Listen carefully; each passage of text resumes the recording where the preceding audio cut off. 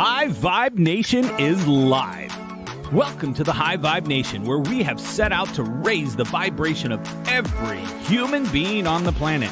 Your hosts on this journey are Sherry Gideons and Pamela Aubrey. So let's join them now in their current interview with a high-vibing individual.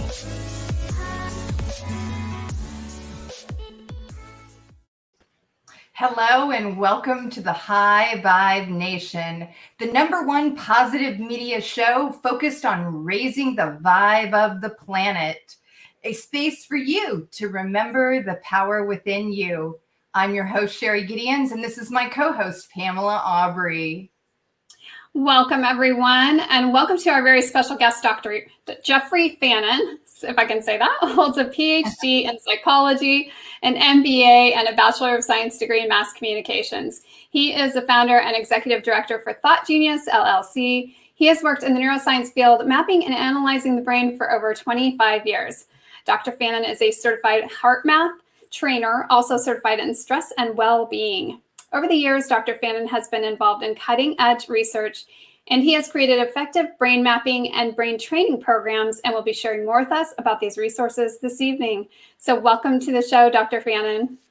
Well, hi. Thanks, Pamela. I appreciate that invitation and that wonderful introduction there. So it's a pleasure to be here with you. So great to have you with us. Yeah, thanks. So as you know, on this show, we like to talk about being high vibe. So tell us what it means to you to be high vibe. Well, you know, I've lived with vibrations for such a long time. And, you know, there are different ranges of vibration. And so some days I'm high-vibing, real high. And other days, you know, where it's very different, where I'm, you know, we all have different emotions, different feelings and things that are going on. And for me, high vibe is, you know, how well are you managing your vibrations? And then also your awareness. Are you aware of where you're actually at in those vibrations? Or are we just tuned in to whatever's going on or whatever chaos is happening in our life kind of thing? So I enjoy it much better when I'm on the high vibe, you know, so I like to be there. Absolutely. That's awesome. That's totally awesome. So Jeffrey, tell us a little bit about who you are and let's talk about your new book.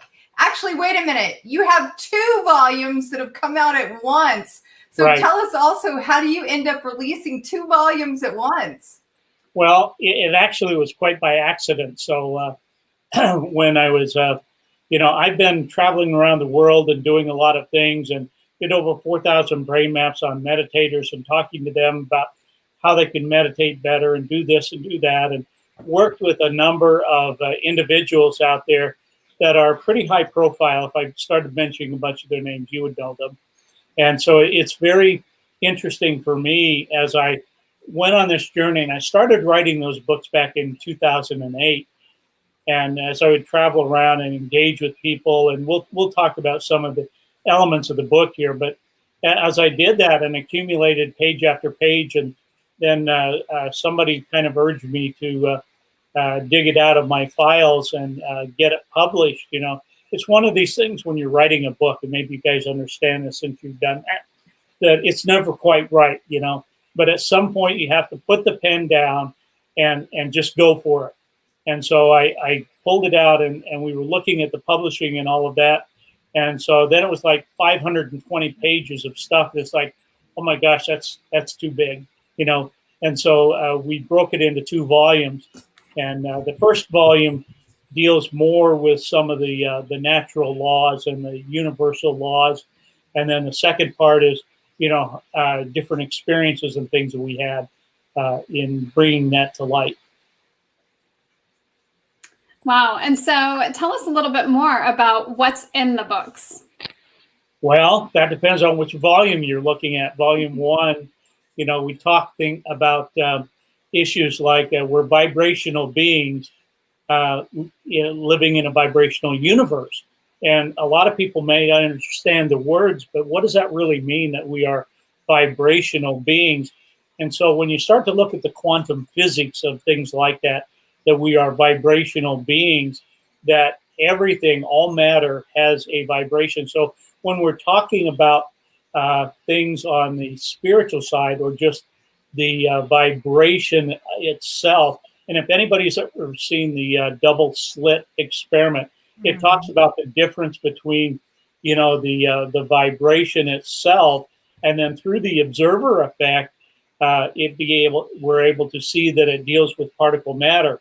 And so what I tell a lot of people and kind of demonstrate the physics of this, if we have a thought, whether it's a wanted thought or an unwanted thought, it doesn't matter, but it has a particular vibration. And if you hold that vibration, that thought, wanted or unwanted, for 17 seconds, then other energy that is vibrating like it will be attracted to it. Now, what happens when those things come together? It creates this thing called the constructive interference pattern. And so the energy in each of those vibrations comes together and creates this constructive interference pattern. Now, what does that mean? It means that it's taking the energy from wave A and wave B, combining them. So instead of 1 and 1, now you have the energy of 2. And so you hold more of those vibrations, to attract the same type vibration, 3, 4, 5. Once you pass 68 seconds, science tells us that what happens is it creates enough energy that now it can affect particle matter. That's how we create our own reality. So we are vibrational beings living in a vibrational universe, and it's more an issue of how are you managing your vibrations at any given moment. And so the other part of the equation here deals with if you have a wanted thought and then an unwanted thought. Well, what they're going to do is they're going to cancel each other out. So instead of 1 and 1 getting the energy of 2, now it's going to be +1 and -1, and it's going to cancel each other out. So now you're putting resistance into the field and pushing back the very thing that you're trying to attract. Wow, that is so interesting. So it's interesting that somehow we, humanity, are all bound together. So how does that actually work?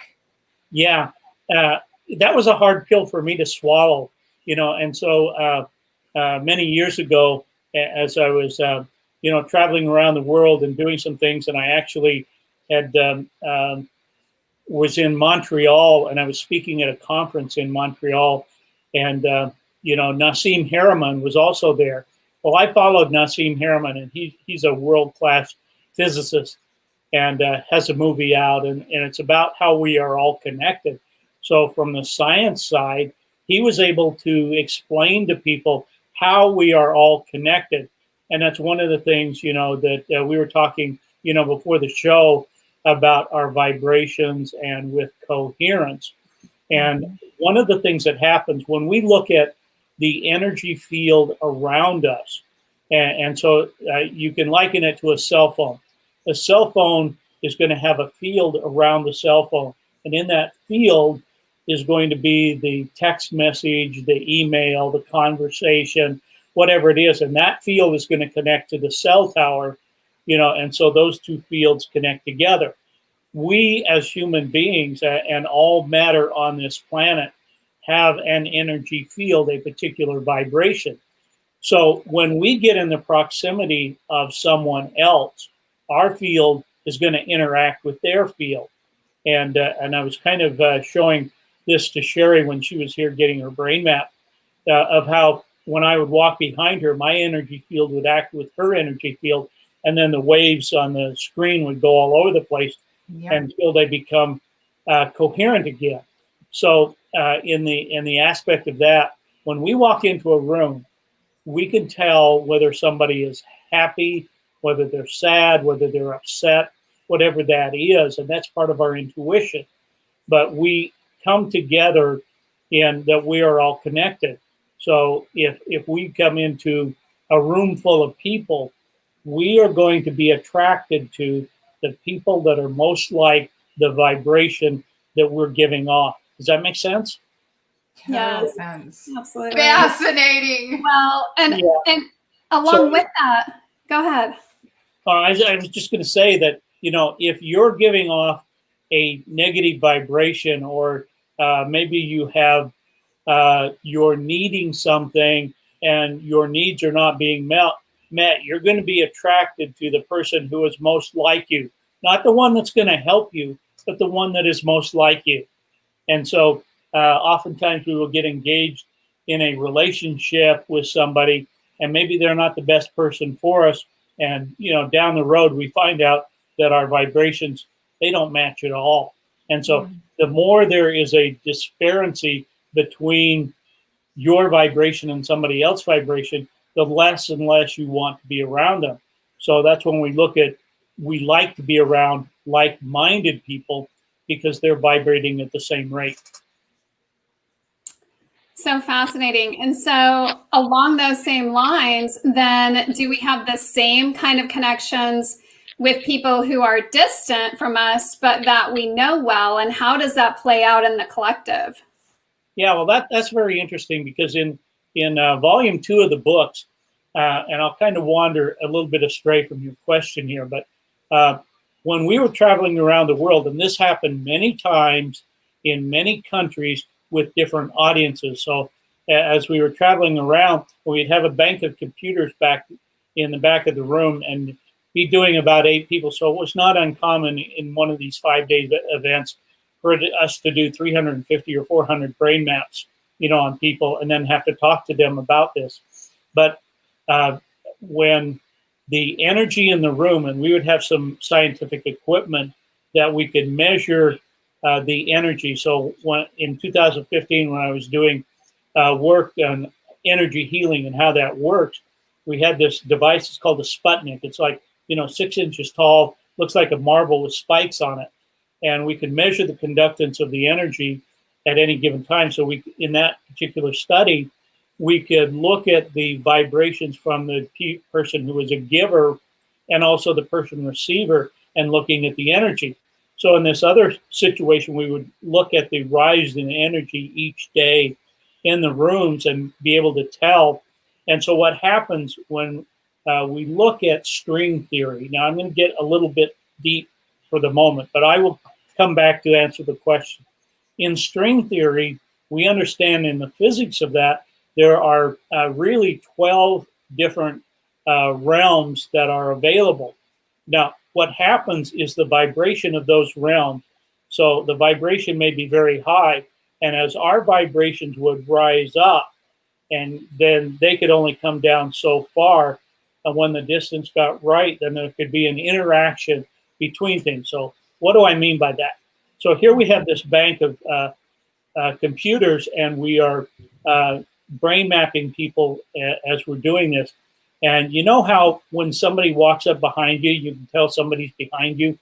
Well, I would have that feeling, and other people on my team would have that feeling.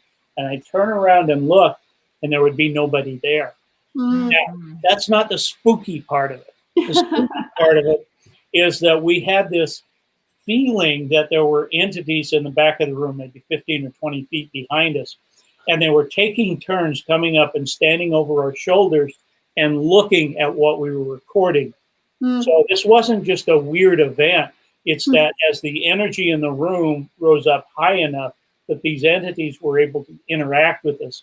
Afterwards, we had people who were saying they saw giant beings in the room, things like that. And this happened multiple times in multiple countries with different audiences. So how do you explain that?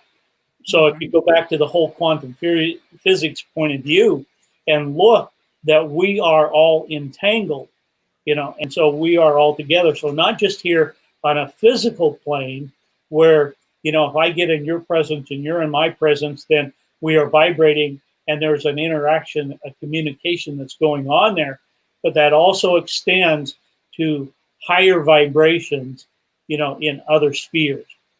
I know that's a little hard to wrap your mind around. And if somebody had just told me this story, I wouldn't have believed it.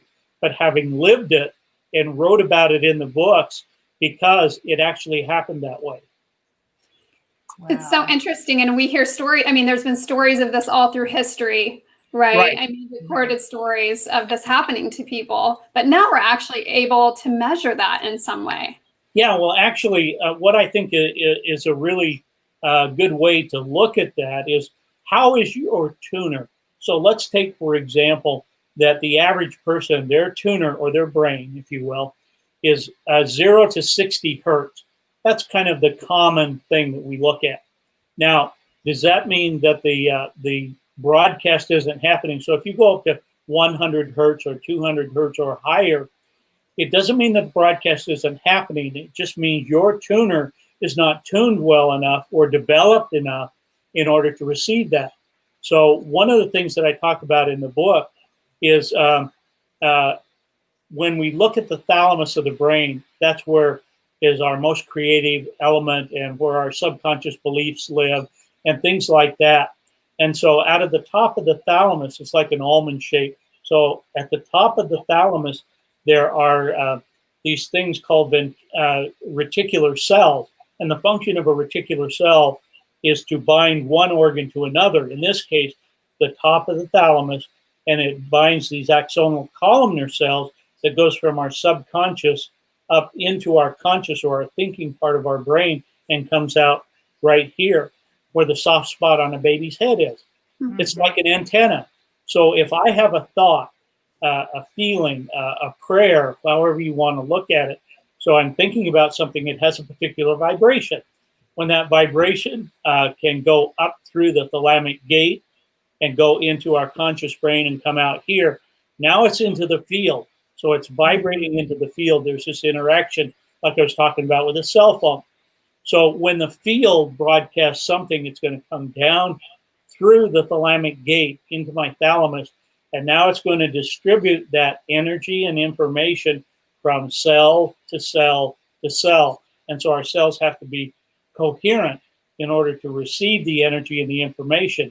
Now, it's kind of like tuning to a station. So when I've worked with medical intuitives in the past, they say, well, I can sort of hear the message coming through, but not quite. And it's usually because it's like static. So you're tuning it to the station, but you're not quite on the station. So you can sort of hear the music, you sort of not hear the music. So you get rid of the static. Now the message comes through clear. The same thing happens with different paradigms, with different individuals. You know, how developed is your tuner? So that's what we work on, is clearing up the static and helping people create a tuner so they can go not at 60 hertz, but go to 100 hertz, 200 hertz, and higher. And that's what we talk about, higher states of consciousness. I love that. I love that. And you use a reference in the book about one of your chapters is "Help, my thoughts are holding me hostage." So based on what you've been sharing with us, is that really the case? And why does everybody have intuition, or do only certain people have intuition? Well, everybody has intuition. The real question is, are you paying attention to what you're hearing? You know, it's kind of like you look outside and it's a fairly clear day and you think, maybe I should take an umbrella. Your intuition says, take an umbrella. And so you go, no, it's not going to rain. Later, it rains and you're freezing and you don't have an umbrella. And you go, I should have paid attention. So are we paying attention to our intuition in dealing with those kinds of things? So everybody has intuition. The issue is you may have so much static that's going on, you're not paying any attention to it. And so we measure that, in the chakra fields. What is your crown chakra? Is that energy coming through? Is the information coming through? Or are you tuned into the chaos or the distractions around you? And those are the things that are holding your thoughts hostage, is the chaos. We get tuned in to chaos or distractions or, those things that come in on a computer and it's pulling your attention away. And every time it does that, you're actually training your brain to be distracted. And so then distraction is what becomes comfortable for you. And so you're always just getting yourself distracted or thinking of different things that you can do, because that's what feels normal. That's what feels comfortable. It's kind of like if I said, okay, fold your arms, and you fold your arms a particular way. And then I said, okay, fold them the opposite direction. Let me ask you a question. Which way is right? The way that feels comfortable. Yeah, that's exactly right, Sherry. it's whatever is comfortable because you've developed the neural pathways that's what is familiar to you. So the real question is, where do you want to be? One of the things the projects that I'm working on is a group called Vibravision, Vibravision. So these are people who can put bandages over their eyes, put a blindfold on top of that. They can drive go-karts. You can drop colored beanbags in their hand and they can't see it. They can tell you what color they are as fast as they can do that. They can read from a book, with their eyes covered. They can do all of these things. So for the last 2 years, we've been measuring the brains of those people who can do that because it's a higher state of consciousness. I have people that I've been working with that actually have no eyeballs and can do this. Wow. So Wow. explain that, Well, and that's so interesting because once upon a time I was a massage therapist, and one of the things that I found out relatively quickly was that it was like I would get information from someone else's body as to what I needed to do. And I always wondered how does that transfer take place, and I always felt like I was sort of almost in a meditative state when I was doing the work. So how do we start to tune out the static and move into that space, more consistently? Well, one of the ways is, first of all, is meditation, being able to meditate. And so having traveled around the world and done 4,000 brain maps on people, the one thing I learned is most people have no clue how to meditate, and so it's learning how to quiet your mind, how to do those kinds of things. So I'll offer a little tip to people who are watching here. And that is, you don't have to have a mantra in order to do that. Guided meditation is really just relaxation. So what you need to do is find something to focus on. So it can be your breathing in and out. Or here in my office, I have a massage chair, and above my massage chair is a clock. It's kind of like the clock behind you there, Pam. And I hear the tick-tock of the clock, and so I will focus on the ticking of the clock, which allows me to go deeper and quiet my mind as I do that. And then the key is shut up and pay attention. What is the message is coming through? You can put a question out there. Today I would like to know more about this or that, or, I'm dealing with this issue or that issue. What is it I can do? And you'll very often be led to where you need to go. You don't have to meditate for several hours to make that work. 15 or 20 minutes is usually enough for most people if they are accustomed to what feels familiar, in being able to do that and do it consistently and having a methodology of what you can do in order to meditate better. So the meditation will help you clear your mind and clear the static out of there. Wow, that's awesome. So you talk about universal laws and how suggesting that they affect every one of us all the time, every day, whether we're conscious or unconscious of it. What is a universal law and how do they affect all of us? Well, one of the easiest to talk about is gravity. We know what gravity is. Well, we sort of do. We know gravity exists. Let's put it that way. We may not be able to explain gravity or even understand how or why it works, but we are affected by that. And if some person says, well, I don't believe in gravity, well, you can climb to the top of the highest building around you and step off and say, I don't believe in gravity, all the way down. But gravity is still going to work, whether you believe in it or not. It's like the law of attraction. The law of attraction is a secondary law to our own vibrations.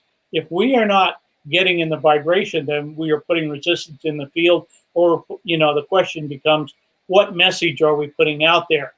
And so if we are putting the wrong message out there, if we don't even know what it is we want, then how can we align our frequencies to get what we want when we don't even know? Are we putting a mixed message out there? And so we're not controlling those things and doing that. So this is about these laws that apply. There's also the law of cause and effect. Now, I'm here to tell you that the law of cause and effect, you say, oh, yeah, the law of cause and effect. Well, there is a cause and there is also an effect. You're the cause and you are also going to receive the effect of that. So whatever you're putting out there is going to come back to you. So you got to be careful. What kind of message are you putting out there? Are you in control of that message? Are you thinking about the kinds of things that you want to do? And that's where commanding the power of thought comes in. Learning how to do that, because most of us do not know how to do that. We may do it here, there, with this situation or that situation, but we don't understand the physics of that. We don't understand the application of that. And most of us do not think on purpose. We don't think with a purpose in mind. We simply will create by default whatever our brain is doing. And that's what comes back to us. That's how we create our reality. So if you're not getting the reality you want, you need to learn how to train your thinking, train your thoughts, because everything is thought. Thoughts are things. Mm-hmm.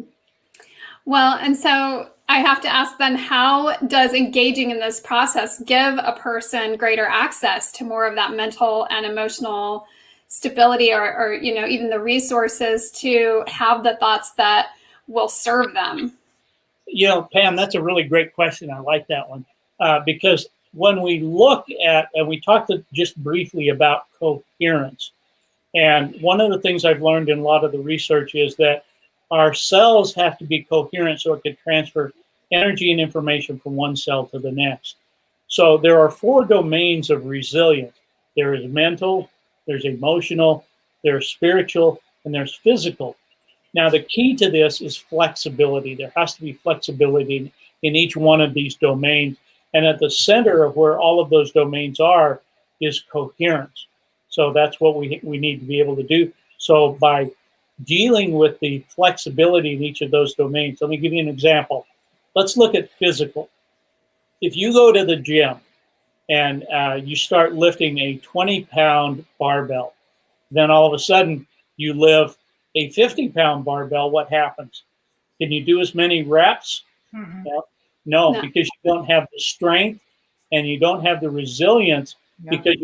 But the longer you lift that 50-pound barbell, what happens? You get more resilience. And so you have more flexibility. The same thing with emotions. If you learn how to manage your emotions and know what they are, and I'll give you an example here. One of the things that I talk about in the book is our point of attraction.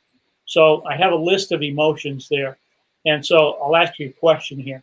If a person who is, let's say they're a worrier, that they worry about a lot about things, and so that has a particular vibration to it.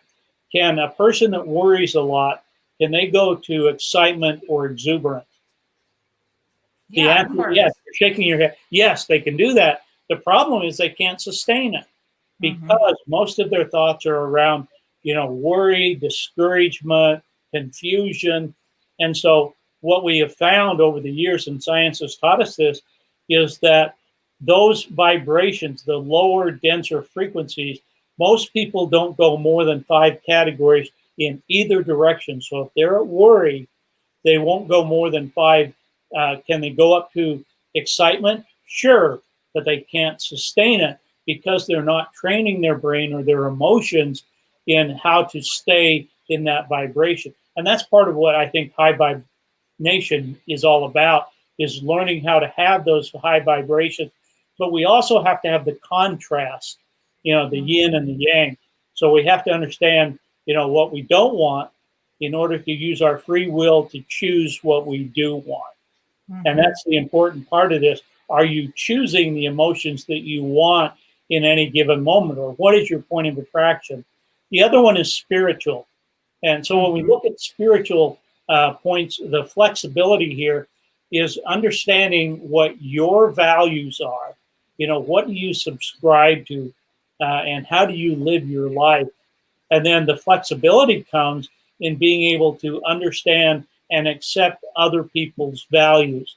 Whether you agree with them or not doesn't matter, but are you flexible enough, because it is a vibrational thing that's happening for people, in that spiritual realm, and to be able to have the fluidity to move, not give up the space of where you're at to totally take on their space. You probably experience this with people, that you get away from them and it's like you feel drained. And I call them energy vampire. So you're vibrating at a high rate, somebody with a lower rate comes in, and all of a sudden, when you get away from them, you feel drained. You have to have a way of replenishing that rather than depleting that vibration, that emotion. And then, of course, the last one is mental. So as we look at the mental aspect, what is our focus? What is our concentration? What are we tuned into? And if your concentration and your thinking is all over the place, you're going to be tuned in to whatever is influencing you at the moment. So is that something you really want to have? You really want to go there? Who do you hang out with? What kind of television shows do you watch? What kind of books do you read, or audio books that you listen to? Are you feeding your brain the things that's going to keep you in a higher vibration so that that's what feels normal? Yeah, absolutely. So Lynn is asking, how can you change it? So how can you change it? Lynn, that's a really terrific question. I probably hear that on a daily basis from people, because once you understand the theory of it and sounds good, then the question becomes, what do I do about this? Mm-hmm. And so that's one of the reasons why I have programs that I work with people.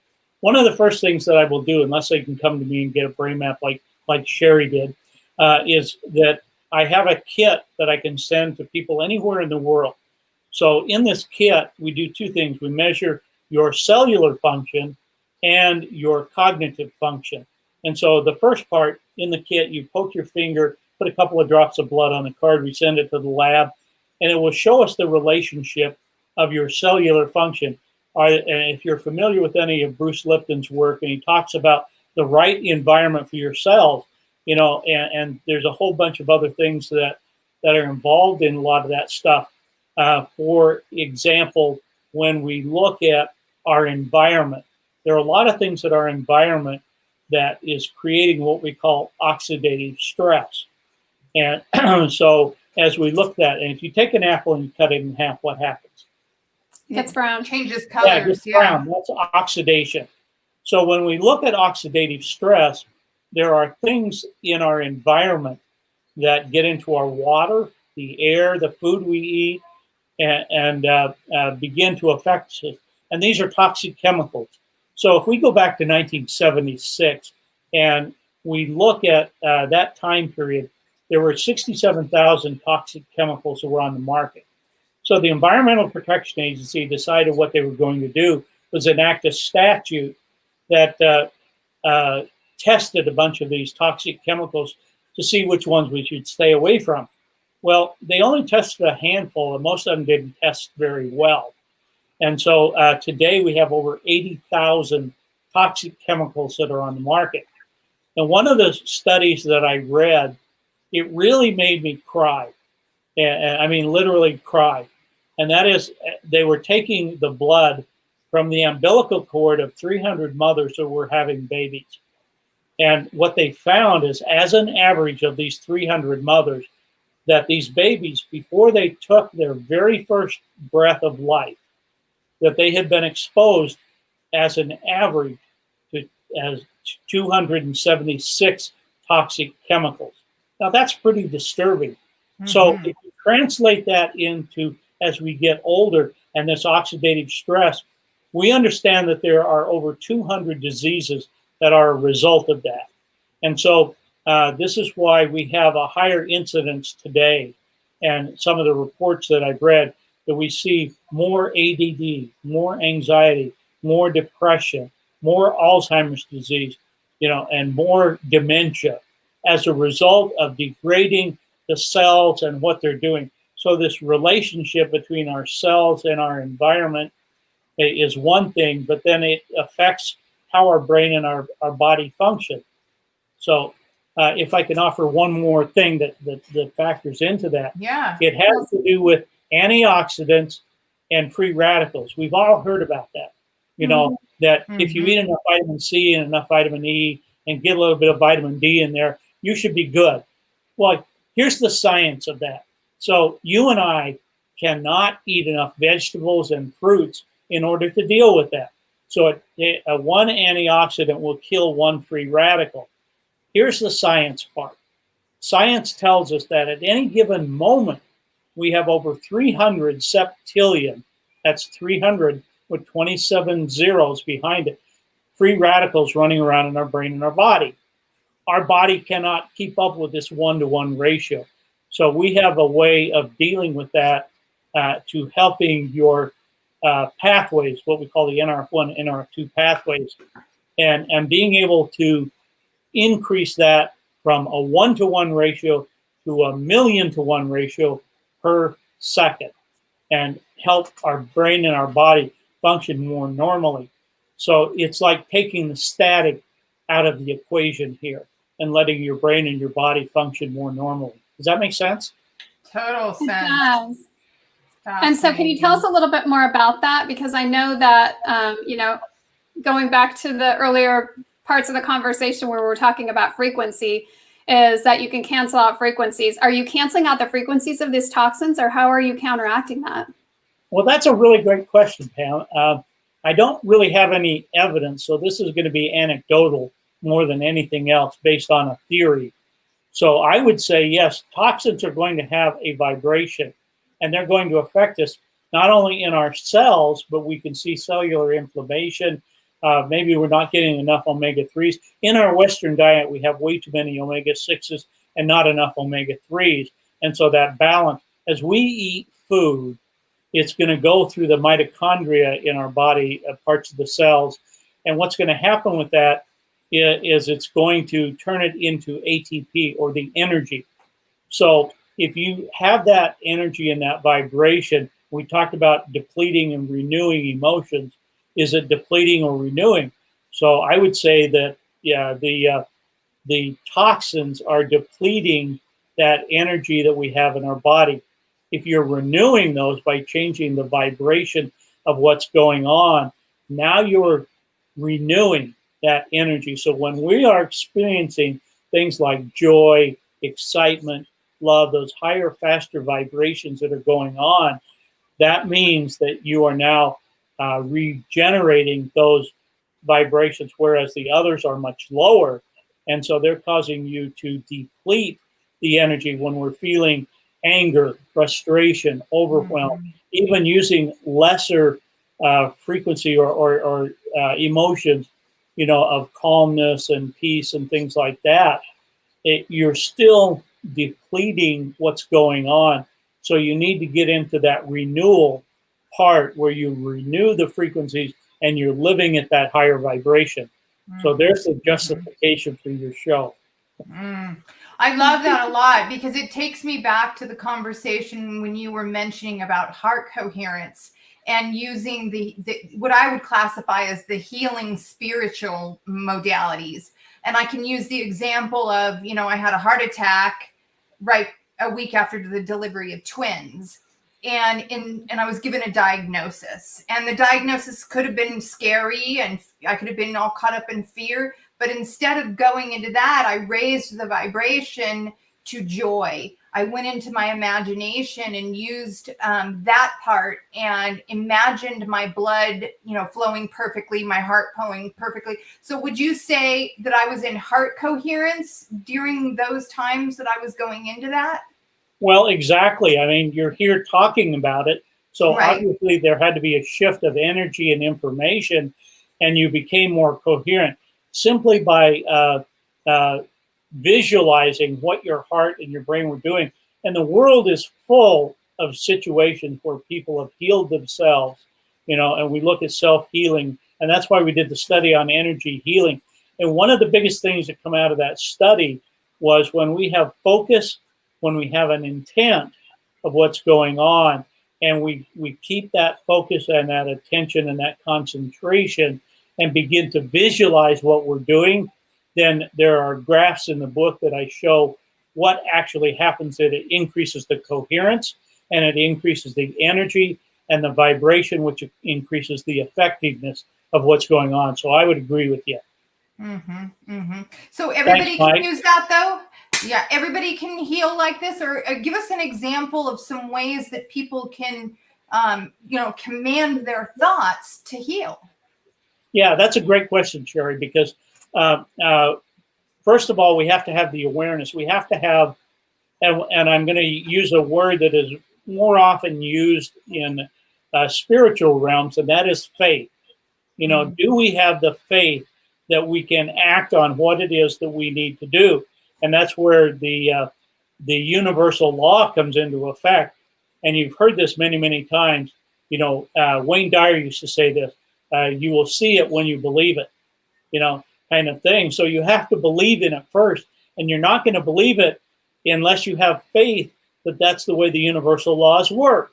You know, so if we have faith that that's how the universe, that's how God works, and we put our faith in that, and we start to believe whatever it is, you believe that you were going to get better as a result of that. And did you get better? Yes. Yeah. And so I'm kind of the same way. A lot of people don't know this, but a little over a year ago, I had a stroke. Never saw it coming. And the night before, I was working with some of the VibraVision people. We were having a Zoom just like this when I was talking about it. In the morning, I woke up and I couldn't open and close my left hand, and I couldn't speak. In that moment, stark terror just took over. I knew my life would be different, you know, from that point on. And so until I could speak, and I kept just mumbling, the things I could say in my head is not what was coming out of my mouth.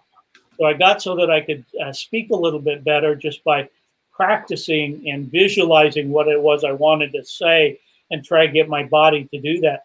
So then I was able to call 911, and because I live alone, the ambulance came and got me, took me to the hospital. Now, here's the thing about that. So I was in the hospital for about 2.5 days where they kind of stabilized things. Then they sent me to a rehab center. And because I was taking this NRF1, NRF2 before that, and then all the time I was there, I was only in the rehab hospital 12 days. So I had to learn to swallow. I had to learn how to talk. I had to learn how to hold a pen. I couldn't type, you know. So all of those things had to come back and be able to use my left hand and the dexterity for that. And it's because the vibration in the cells and the having an intention of where I wanted to go, then feeding the cells the right thing and keeping them in the right environment allowed that coherence from cell to cell be able to transmit the information. And so it's hard to convince me that I'm not here today as a result of that process. That's so fascinating. And I think, you know, it speaks to the implications of how we view medicine and the types of medicine that we use.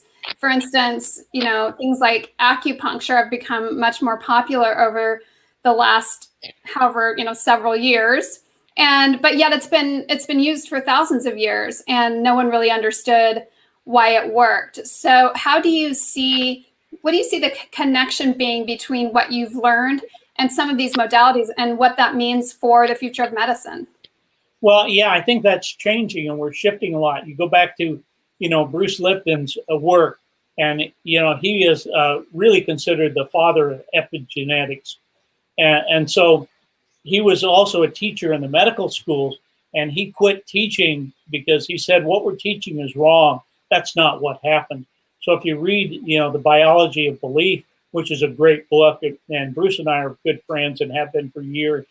And so, you know, I've done his brain map, and we've had great conversation about that, but that's not what we're talking about here. But it's about creating the right environment and understanding. When we look at things like acupuncture, and you're going in and you're changing the vibration and the direction, the spin of what's happening in that meridian, and allowing the body to heal, we're influencing it, just like with Reiki and other modalities, where we're getting the energy to flow in the body and keep that energy flowing. It's when the energy gets stuck that we begin to have diseases. When we start to have oxidative stress, when things that don't belong there are there, you know. And so this is about, you know, learning, what do I need to do and how do I need to go about this? You know, what's off in my system where I can put my focus and attention on what needs to be done. And that's kind of what we do. And then there's an educational component to that. And that is learning about the universe and how it works and what the laws are and how to do, you know, this mind thinking. You know, I'm a real big follower of Ernest Holmes and, his mind, thought, and so forth, and the things that come out of that in the Course of Miracles. And, so it's really an issue of, are you going to learn those things, or are you just going to stay caught up in all the distractions that are taking you away from something that's really important? Mm-hmm. It makes me think too of just conversations you and I've discussed around, you can't bring the dark to the light, and you have to bring how is it that it goes? You can't bring the light to the dark. Is it that way, or is it the opposite? It's the other way around. Yeah. You can't coax the dark into lightness. So this is about bringing the light to the dark. Yes. So when you go to the light switch and the room is dark, it doesn't gradually come on. You flip it on and it brings the light to the darkness. And that's really what we need to do, is get rid of some of these antiquated thinking things. Now, there's a place in our society for allopathic medicine, and needs to be done. But we also need to understand, what do I need to do? What is it that I need to learn in order to be able to manage some of these laws, make the laws work for you, or are they working against you? Most of us don't know, because we just don't know. We're not trained, we're not organized in that manner, we are not dealing with our thoughts in a more cogent fashion. So we have to train our thoughts, and then we have to be aware, what am I thinking? What am I feeling? And then change that and know what the process is to change, rather than just go with the flow. I think that's so powerful, because so many people right now, have been dealing with either sickness or maybe loss of some sort. And so they're experiencing that challenge of, trying to deal with those negative emotions, or maybe just, even the experience physically. And I agree with you, Pam. And so it's about doing what you need to do, but also using some of your intuition of what to do and paying attention to what it's telling you, because most of us are like the rain example we used earlier, should have taken an umbrella, that we're not willing to say, know the difference, the discernment between those intellectual thoughts and our intuitive thoughts. So I was in a movie called PGS, Your Personal Guidance System Intuition. So I'm the neuroscientist that explains how intuition works. So I'm pretty familiar with that. And so it's about, are we paying attention to our intuition? Are we developing our tuner so that the frequencies are higher? If I'm at a lower place, where am I on that scale of attracting your point of attraction? And do I want to get up and stay in that higher vibration, which is what your show is all about. I've watched many of the shows, and so many of your guests are people who understand this, more than just understand it, they practice this. So if a person wants to be a high viber, you got to learn where you are, and then know where you got to go and how to get there.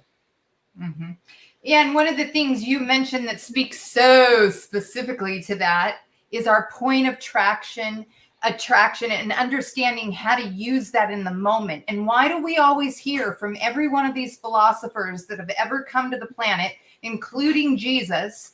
He says, be present in the moment. Your power is in the moment. Yeah, and that's very, very true, Sherry, that we can't live in the future, and some of us live in the past, but really all we have is the moment. What we have is moment to moment. That's a good name. Maybe we should use that, huh? Yeah. And be able to help people understand, from decision to decision to decision, what am I doing and how am I going about it? That we are living our life on purpose and doing what it is that we need to do, because we understand the laws, we know which ones to apply and how each law works, so that we are using them. They were given to us. It isn't that God said, well, let me think about it. Let me think if you're worthy of having this law or not. He doesn't say that. It's for everybody all the time. It doesn't matter what your education is, how much money you have, what kind of a person you are. It's there for everybody, anytime, anywhere. The question is, will you partake of it, and will you use it because he's given it to us? Mm-hmm. Wow. Yeah. And it's so beautiful. I think that's something that people really haven't heard a lot in their lives. It's sort of a new message for a lot of people. And it goes back to, I think, that whole idea of the collective as well. As we do this individually, then we actually help others to do that as well. Is that not true? Oh, absolutely true. You know, as a certified trainer for HearthMath, every couple of weeks they get all of the certified trainers, and we get on a Zoom meeting, and we have a little breakout rooms, and we do these different things. But, you know, what I have seen is people I have worked with for years, they have been doing their own thing. You know, like I mentioned, Nassim and Joe Dispenza and other people, we've been doing our own thing. And now we are coming together collectively as a community. And more people, like in HearthMath, we talk about what other HearthMath trainers are doing and what they're seeing. And we are seeing this change in this vibration. So I think that's a gift that was given to us by the COVID virus, you know, that we're having to stay home, think about ourselves, what's important to us, you know, relationships with ourselves, with our family, with other people, and being able to shift that energy, because we are going through this amazing shift of the energy. We are moving into a new time period. And before we get to the new time period, we have to go through the chaos. And old systems must break down in order to make room. You have to get rid of what you don't want to make room for what you do want. Mm-hmm.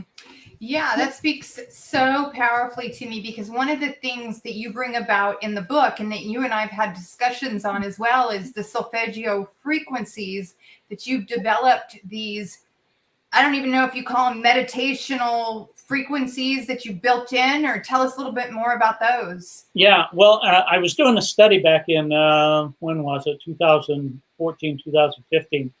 And we were looking at the elements of Solfeggio frequencies, and many people don't even know what that means.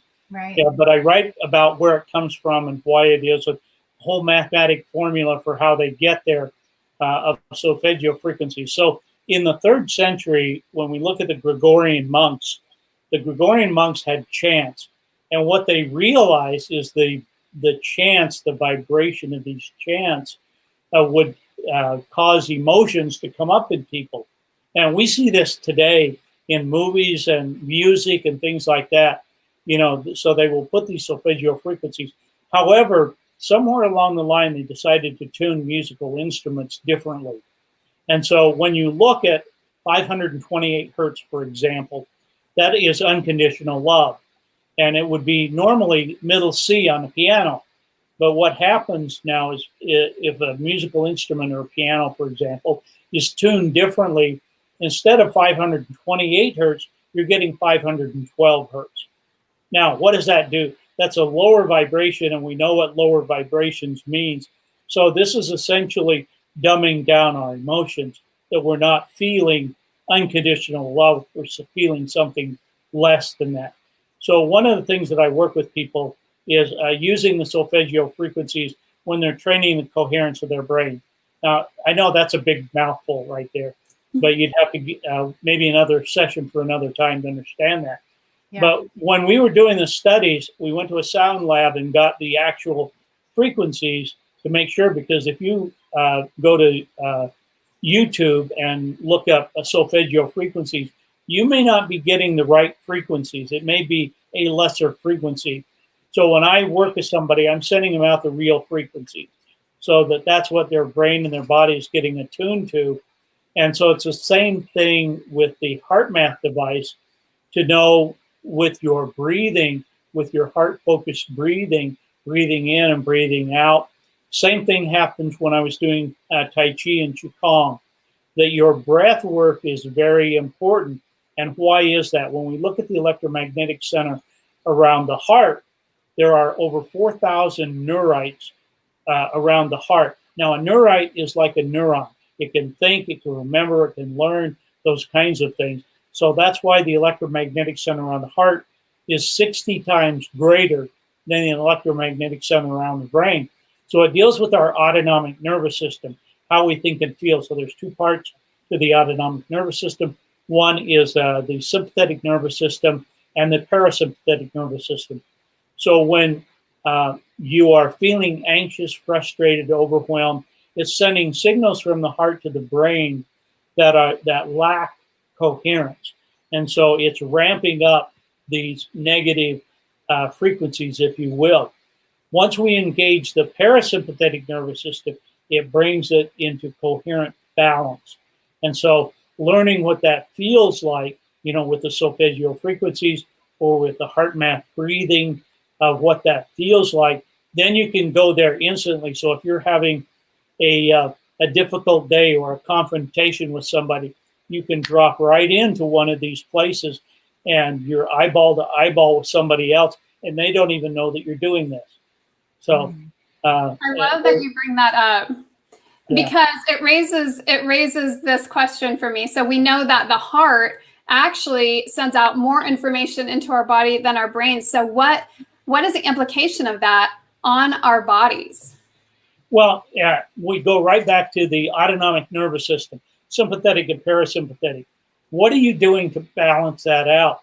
Or are you just going through life being angry and frustrated down here in this lower vibration, this lower frequency? Well, you can do that, but what does that get you? You just become more angry, frustrated, and confused. Or you can be in that high vibration of where you want to be, regardless of what the situation is around you. So it's about creating your life by choice rather than by default. Wow. Very powerful. So we've been talking about vibrational energy and vibrational being in this last hour. So now what? Well, now it really gets down to a choice. I think that's a great question, Sherry. And every person listening to this really ought to be asking the same question. Well, where am I and what am I doing? Is it something that I can do something about? Or am I just going to continue creating my life by default rather than being more purposeful in knowing what I want, knowing what I'm going to do, and how I'm going to get there? And making conscious choices, conscious decisions, moment to moment. Yeah, that's really incredible. And I think, this is something that is relatively new to a lot of people, just this idea that our thoughts can have this kind of impact on our bodies, but then the other way around too, that our bodies are also transferring the information to our brains and then out to other people. Right. So if say you're a brand new person, you've never heard of any of this before, what's the first thing you would recommend that person do to start to make a shift? Well, I would say to do what Sherry and I have kind of started doing, and that is creating some programs for people so that they can get engaged and learn what they need to do. They can get the measurements they need and ongoing information, coaching, and teaching about what these are, not only fundamentally but advanced. It just depends on how far down the rabbit hole you want to go. And we both feel like there's a huge need for this sort of thing. And so I guess it's okay for me to tell them, Sherry? Yeah, that, go ahead. Yeah, she and I are putting together this program called Moment to Moment with different tiers, different layers, different levels of coaching so that people can, it's almost like having a group mastermind kind of program that allows you to get in at whatever level and advance as you're ready to advance, rather than trying to take a drink of water out of a fire hose. There's a little more control here. So it's called Moment to Moment, but it's coming real soon. Well, and the easy thing is that you and I are local. We both live in Arizona. Right. And the thing that I would like to see people be able to do is to be able to have this, to come here to Arizona and have this brain mapping done like you did with me, because what we were able to discover even about my own self, where I was so out of whack in my lower sacral area, and how that deals with safety and security. Yeah, and I think we're going to do not only here in Arizona, but we will have events. And I used to do this a lot on Secret Knock, where they would have me come, but because California is not allowing that. We had a secret knock online with Greg Reed, who wrote the foreword for my book. But I've known Greg for many years. And so we couldn't do it. We had to do it online. And the next live one is going to be in March, where we'll be doing it in San Diego. But Sherry and I will be doing different cities and different events as travel opens up and allows that. But we'll be doing some here in Arizona where people can come and partake of this stuff, have their chakras measured, their energy fields, their brain maps done, all of the things. And then some study sessions where we can talk about what your unique needs are. And people will be able to do this online with us and talk about how to deal with the whole issue. You know, what are you dealing with? What are the things that are getting in your way? You know, how can we help give you the energy, information, and tools to help you advance? Mm-hmm, mm-hmm. So I put up on the screen your first volume of your book, Commanding the Power of Thought, and how everyone can receive that through Amazon. And yeah, you can also get it on the website. So if you go to the website, and there are free gifts and things there, like, you know, you can download very quickly the 5 keys to commanding the power of thought. You know, if you're not sure you want to get the book, one of the free gifts is you get the whole first chapter for free, and you can read that and see if you like it, you know, and then move on from there. One of the other gifts, I think, is I wrote a little white paper. It's about 20 pages long, understanding your brainwaves, to understand what each of the brainwaves are, what they do, and why. Love that. So go ahead and tell our audience for our podcast, go ahead and repeat your website for us. Right. It's thoughtgenius.com. Anybody can go there, get the information. So we're going to have a whole section on moment to moment that is different. You can see about brain training. There's videos. There's you know, free gifts. There's all kinds of things. You can find out how to get engaged with us on moment to moment. You can look on Facebook. You can find me there. It's Jeffrey.Fannin, FANNIN.9. That's my Facebook. So I have, you know, Facebook and Twitter. You can engage social media on Instagram. You can find me as Dr. period, brain_fitness, Dr. Brain Fitness, or you can just look for Jeff Fannin and you'll find me there. And then we also have Twitter, which is ThoughtGeniusTM. So I look forward to not only passing a lot of this information to you. Oh, we forgot the LinkedIn one. LinkedIn is Dr. Fannin, Ph.D. On LinkedIn. But we want to help people get the information, and not just the information. I mean, it's great to have information, but I think it's more important to know what to do, when to do it, and how to do it. And so that's what Moment to Moment is all about. Awesome. Well, thank you so much, Dr. Fannin. We've really appreciated you sharing this with all of our audience members. And thank you, all of our audience members, for your ongoing support as always. The show is just getting bigger and bigger, and higher vibrations are spilling out all over the place. So Pamela and I are grateful for every single one of you and what you bring. And thank you for sharing it out. Pam, why don't you go ahead and share with our audience how to find us? Well, you can find us on the web, of course, at thehighvibenation.com, also on Facebook at The High Vibe Nation, and of course on Instagram at The High Vibe Nation. Awesome. Well, thank you all once again, and we will see you on Wednesday night. We are available on Monday nights at 5:00 p.m. Pacific Standard Time on The High Vibe Nation. And we are available on Wednesdays at 5:00 p.m. Pacific Standard Time on the High Vibe Nation. Until then, have an amazing next couple of days. Bye-bye now. Bye. From everybody here at the High Vibe Nation, we want to say thank you for choosing to raise your vibration.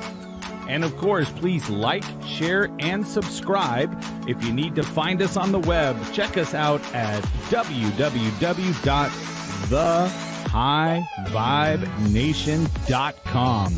Looking forward to seeing you on the next episode, and keep high vibing.